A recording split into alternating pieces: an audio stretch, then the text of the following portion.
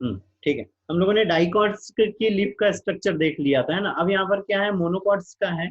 ये मोनोकॉट्स हमने बताया था, यहाँ पर क्या चीज हो रही है कि जो मोनोकॉट्स लिप्स हो रही है उसके अंदर में वैस्कुलर बंडल तो कैसे हो रहा है, बीच में यहाँ पर पड़े हुए, साथ में स्टोमेटा को मेन याद रखना था कि स्टोमेटा जो थे वो कहाँ पर थे, दोनों साइड में थे। ये दोनों साइड में यहाँ पर स्टोमेटा प्रेजेंट हो रहा है, अपर इपिडर्मिस पे भी है और लोअर इपिडर्मिस पर भी है ना।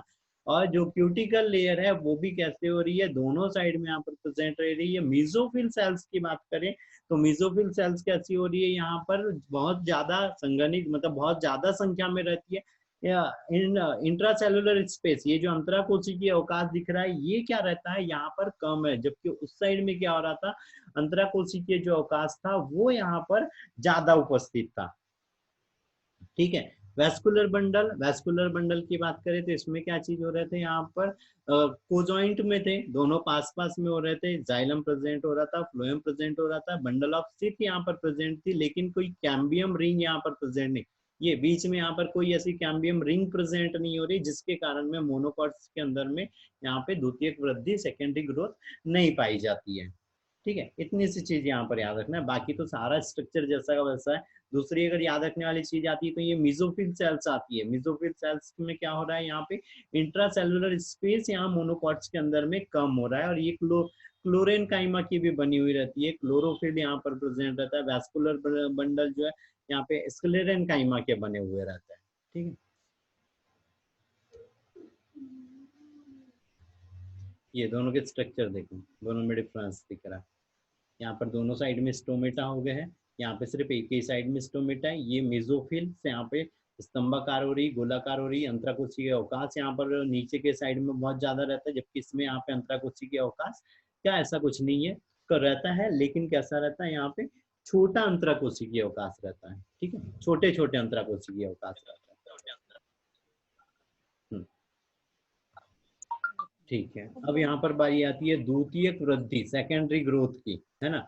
सेकेंडरी ग्रोथ में क्या चीज हो रही है, तने के अंदर में यहाँ पे सेकेंडरी ग्रोथ होती है, और ये जो सेकेंडरी ग्रोथ होती है किसके कारण होती है, कैम्बियम की सक्रियता के कारण होती है। ये चीज बहुत अच्छे से याद रखना, जो सेकेंडरी ग्रोथ हो रही है वो कैम्बियम की सक्रियता के कारण हो रही है ना। और जो कैम्बियम रहती है वो क्या रहती है, जो संवहनी, यहाँ पर जो कैम्बियम, अब दो तरह की कैम्बियम पाई जाती है, एक तो कॉर्टिकल कैम्बियम रहती है और एक वैस्कुलर कैम्बियम रहती है। वैस्कुलर कैम्बियम का मतलब ये चीज हो रही, यहाँ जाइलम और फ्लोएम के बीच में ये जो यहाँ पे रिंग दिखाई दे रही है, ये क्या ये क्या है, यहाँ पे वैस्कुलर कैम्बियम है। ठीक है, वैस्कुलर कैम्बियम जो जाइलम और फ्लोएम के बीच में रहती है, और इसी को क्या बोलते हैं, प्राइमरी कैम्बियम भी बोलते हैं। प्राइमरी कैम्बियम मतलब ये चीज हो रही है, ये स्टार्टिंग से ही बन रही है, जब यहाँ पे वैस्कुलर बंडल बन रहे हैं तब बन रही है ना। सेकेंडरी कैम्बियम जो बाहर साइड में कॉर्टिकल्स रहते हैं, कॉर्टेक्स रहता है, उस वाले भाग में जब यहाँ पे ग्रोथ करने लग जाती है वो तो, या इस जो कैम्बियम रिंग से यहाँ पे जो सेकेंडरी बन रही है वो वाली क्या कहला रही है, यहाँ पे कॉर्टिकल कैम्बियम कहलाती है। या ये जो कैम्बियम रहती है वो कैसी रहती है, उसको मोटाई में बढ़ाने का कार्य करती है ना। दूसरी चीज यहाँ पे ये कैम्बियम, अच्छा यहाँ पर देखो, यहाँ पर क्या हो रही है, ये जो कैम्बियम रिंग है, वैस्कुलर कैम्बियम मतलब इस वैस्कुलर बंडल के अंदर में यहाँ पे ये जितनी प्रेजेंट हो रही है। ठीक है, इसके बाद इंट्राफेसिकुलर कैम्बियम, इंट्राफेसिकुलर कैम्बियम मतलब इन दोनों के बीच में यहाँ पर ये जो कैम्बियम प्रेजेंट है, जहाँ वेस्कुलर बंडल के बाहर में, तो ये क्या है, इंट्राफेसिकुलर, क्योंकि यहाँ पर ये फेसिकुलर टिश्यूज प्रेजेंट है, तो ये जो कैम्बियम है ये क्या है, फेसिकुलर कैम्बियम है, और जो यहाँ पर वेस्कुलर बंडल के अंदर में है ये क्या है, यहाँ पे वेस्कुलर कैम्बियम है ना। फिर दूसरी चीज ये होती है कि कैम्बियम में जो विभाजन होता है वो कैसा होता है, समांतर विभाजन चलता है, समांतर विभाजन चलता है। और ये कैसे चल रहा है, कैम्बियम एक साइड अंदर की ओर भी बढ़ते जाती है और बाहर की भी ओर बढ़ते जाती है। तो यहाँ पर जैसे क्या हो रहा है, अंदर की ओर जाइलम है, तो इस कैम्बियम से अंदर, अगर ये अंदर की ओर वृद्धि कर रही है तो जाइलम बनाएंगी, और अगर ये बाहर की ओर वृद्धि कर रही है, जैसे यहाँ पर ये बाहर की ओर वृद्धि कर रही है, तो ये क्या बना रही है, यहाँ पे फ्लोएम बना रही है। ठीक है, ये बहुत अच्छे से याद रखना, अगर कैम्बियम रिंग अंदर की ओर वृद्धि कर रही है तो जाइलम बना रही है, बाहर की ओर वृद्धि कर रही है तो वो यहाँ पर फ्लोएम बना रही है। ठीक है, अब जो जब द्वितीयक, अब हमने यहाँ पे जाइलमों के लिए भी पढ़ा था प्राइमरी और सेकेंडरी, तो प्राइमरी जाइलम कहाँ हो रहे थे, ये अंदर साइड में यहाँ पे प्रोटोजाइलम थे। मेटाजाइलम कहाँ पर हो रहे थे, यहाँ पे बाहर की ओर हो रहे थे, है ना। तो यहाँ पर क्या चीज हो रही, जब ये सक्रिय हो जा रही है कैम्बियम, तो इसकी जो वृद्धि हो रही थी, जो नॉर्मल जो ग्रोथ हो रही थी, वो 8 से 10 गुना तक की बढ़ जाती है ना। जो भी पौधा है जब उसमें यहाँ पे वृद्धि होती है तो क्या होती है, 8 से 10 गुना तक बढ़ जाती है, और जाइलम से ज्यादा। इस क्योंकि देखो जाइलम कहाँ पे बन रहा था, अंदर की ओर बन रहा था, है ना। तो यहाँ अंदर कहीं पे स्पेस है क्या, नहीं है, लेकिन फ्लोएम जिधर बन रहा है उस साइड में यहाँ पे स्पेस बहुत है। तो जाइलम की अपेक्षा फ्लोएम वाले साइड में, मतलब बाहर की ओर कैम्बियम रिंग की वृद्धि बहुत ज्यादा होती है। कि कभी ऐसे पेड़ को कटा हुआ देखा होगा तो बीच में देखा होगा बहुत ज्यादा यहाँ पे बीच में डार्क वाला भाग रहता है, जबकि बाहर साइड में उनको ऐसे अलग अलग रिंग दिखाई देती है, अलग अलग स्ट्रक्चर यहाँ पे दिखाई देते हैं ना। मतलब बहुत सारी रिंग दिखाई देती है, कोई लाइट रहती है, कोई डार्क रहती है, लेकिन ये बीच वाले भाग के बराबर डार्क ये बाहर वाला एरिया नहीं रहता है ना। क्यों, क्योंकि यहाँ पर अंदर बहुत ज्यादा यहाँ पे सेल्स पास पास में आ जाए, लिग्निन सेलुलर यहाँ पे ज्यादा जमा, यहाँ पर भी रहना है, लेकिन यहाँ पे इंट्रा सेलुलर स्पेस इनको मिल जाना है ना। और ये जो अब यहाँ पे कैम्बियम की सेल्स है, ये कैसी रहती है, अलग अलग आकार की रहेंगी, कोई आयताकार रहेंगी, कोई लंबी रहेंगी, कोई पतली रहेंगी, और जीव द्रव्य भी इनमें प्रेजेंट रहना है, ठीक है, जीव द्रव्य भी इनमें प्रेजेंट रहना है। फिर जो कैम्बियम हो रही है, कैम्बियम के अंदर में क्या हो रहा है, यहाँ पे दो तरह की सेल्स रहती है। एक तो इसको नॉर्मली याद रख लेना, दो तरह की सेल्स रहती है, एक तो यहाँ पे फाइबर्स की जैसे सेल्स रहती है, फाइबर रहती है, और एक रे रे सेल्स रहती है ना। रे सेल्स ऐसे ये लाइंस जो दिखाई दे रही है, ये लाइंस के जैसी, है ना, ऐसे लंबी सेलें रहना है। और इसी इससे क्या होना है, यहाँ पे मेडुलरी रे जो बन रही थी उनका निर्माण हो रहा था, इसके अंदर में मेडुलरी रे का निर्माण हो जा रहा था। और ये हमको यहाँ पे क्लियरली, तो कोई भी प्लांट हम जिसके अंदर में द्वितीयक वृद्धि होती है उसके अंदर में हमको ये क्लियरली देखने को मिलता है ना। तो ये चीज होती है द्वितीयक वृद्धि।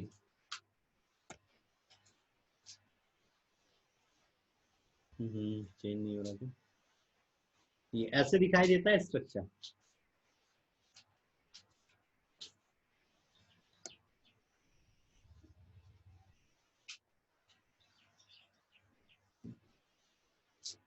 है ना। अगली चीज यहाँ पर ये क्या है, कैम्बियम की सक्रियता के अलग अलग स्ट्रक्चर दिख रहे हैं इसमें। देखो कोई यहाँ पे डार्क दिखाई दे रही है, कोई यहाँ पर लाइट दिखाई दे रही है, तो यहाँ पर ही इसी के कारण, इसकी सक्रियता के कारण क्या बन जाते हैं, कुछ यहाँ पे एनुअल रिंग बनते हैं। एनुअल रिंग, ये जो यहाँ पे है ये क्या कहला रहे हैं, यहाँ पे एनुअल रिंग कहला रहा है, वार्षिक वलय कहला रहा है ना, ठीक है, वार्षिक वलय कला। अब ये क्या चीज हो रही है, वार्षिक वलय में क्या हो रही है, यहाँ पर अलग अलग टाइप की सक्रियता रहती है। जैसे जब प्रकाश संश्लेषण वगैरह और पानी वगैरह अच्छे से मिल रहा है तो क्या होना है, वो ज्यादा ज्यादा ग्रोथ करना है। जब ये चीजें नहीं मिल रहा है तो अच्छे से वो उतनी ज्यादा ग्रोथ नहीं करना है। तो यहाँ पर क्या हो रही है, दो तरह की यहाँ पे एक वुड बनती है, एक तो स्प्रिंग वुड बनती है, एक स्प्रिंग वुड बनती है ना।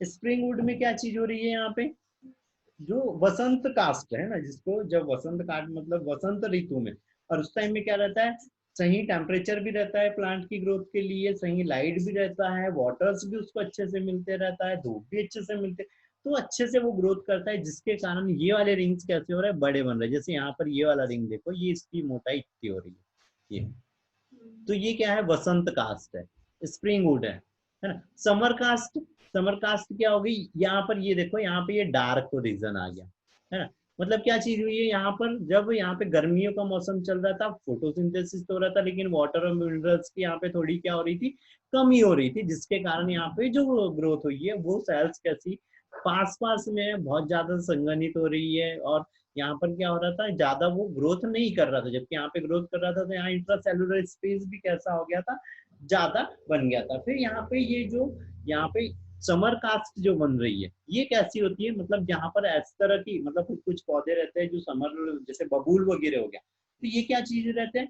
हार्ड रहती है उनकी लकड़ियां, बहुत ज्यादा भारी रहती है। लेकिन जो स्प्रिंग वुड रहती है, या स्प्रिंग वाले रीजन में जहाँ पे जो ठंडा एरिया रहता है, वहां पर जो लोग पेड़ रहते हैं उनकी लकड़ियां कैसी रहती है, हल्की रहती है ना, लाइट कलर की रहती है। तो मेन तो यही होता है कि जो एनुअल रिंग है उसमें डार्क वाला जब रहता है तो समर कास्ट रहती है, और ये मजबूत और भारी रहती है। जबकि जो स्प्रिंग वुड रहती है वो हल्की और लाइट कलर की और थोड़ी क्या रहती है, कमजोर रहती है। याद रहेंगी,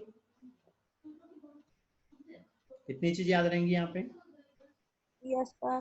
ठीक है, अगली चीज आती है यहाँ पे, अभी अभी बताया था कि यहाँ पर ये किसके कारण हो रहा था, यहाँ पे जाइलम और फ्लोएम जो कैम्बियम्स थी उसके कारण अंदर की ओर जाइलम बन रहे थे, बाहर की ओर क्या बन रहे थे, यहाँ पे फ्लोएम बन रहे थे, है ना।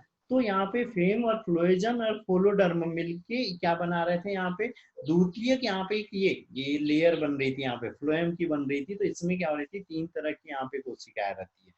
फ्लेम कोशिकाएं रहती है, फ्लैम सेल रहती है, फोलेजन रहती है, और एक फोलोडर्म रहती है ना। तो ये तीन प्रकार की सेल्स बन के यहाँ पे इस फ्लोएम कैम्बियम का निर्माण करती है। और ये एनुअल रिंग क्यों कर रहे हैं, इसको हम एनुअल रिंग क्यों कर रहे हैं, क्योंकि इससे हम पेड़ की एज भी पता कर सकते हैं इन रिंग के आधार पे कि कितने उसमें रिंग है, कितने सीजन गए हैं, है ना। जैसे यहाँ पे जब ये समर चल रहा था तो यहाँ पे डार्क बैंड बन गया, जब वो वापस से स्प्रिंग आई तो लाइट, फिर समर आया बैंड, डार्क बैंड बन गया, फिर स्प्रिंग आई तो यहाँ पे फिर लाइट बैंड बन गया, फिर डार्क। तो इनको हम काउंट करके उस पेड़ की हम एक एज भी पता कर सकते हैं कि वो कितने कितने टाइम उसकी एज कितनी हो गई है ना।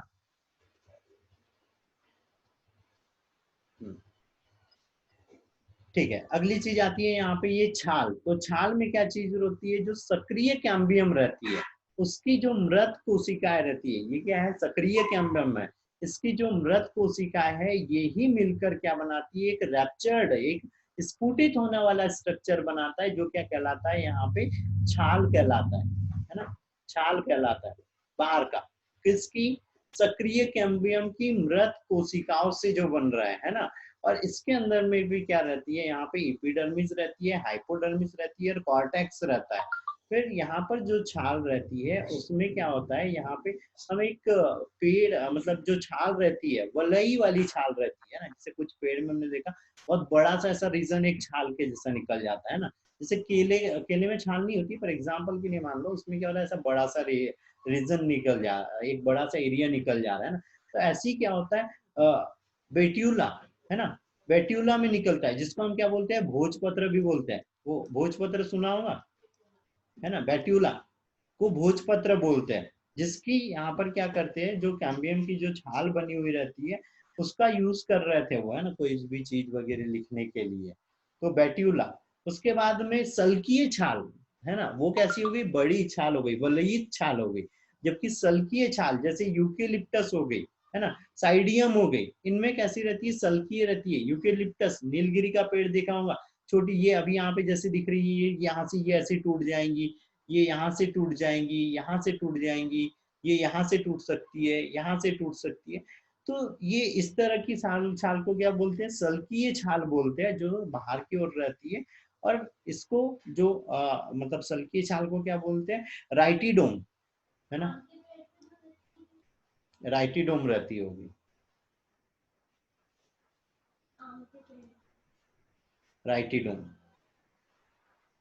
ठीक है, चलिए